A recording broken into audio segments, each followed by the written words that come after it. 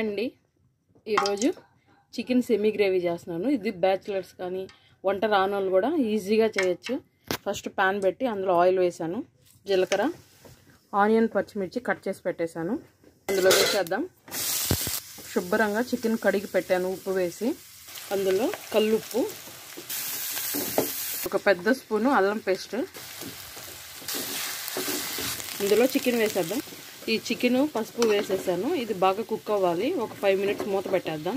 కారం వేసాను, గ్రేవీకి సరిపడా వాటర్ పోసాను. ఇది బాగా కుక్ అవ్వాలి. ఇప్పుడు మన గ్రేవీ ఉడుకుతుంది. ఇప్పుడే కరివేపాకు, కొత్తిమీర వేసాను. అందులో హోమ్మేడ్ గరం మసాలా వేస్తున్నాను. ఇంకా బాగా మిక్స్ చేద్దాం. అంతే అండి, మన చికెన్ సెమీ గ్రేవీ రెడీ అయిపోయింది. ఇప్పుడు లాస్ట్లో కొత్తిమీర వేసి దింపేద్దాం. నా ప్రాసెస్ కానీ మీకు కానీ నచ్చితే లైక్ చేయండి, షేర్ చేయండి. ప్లీజ్ సబ్స్క్రైబ్ చేసుకోవచ్చు కదా. బాయ్ అండి.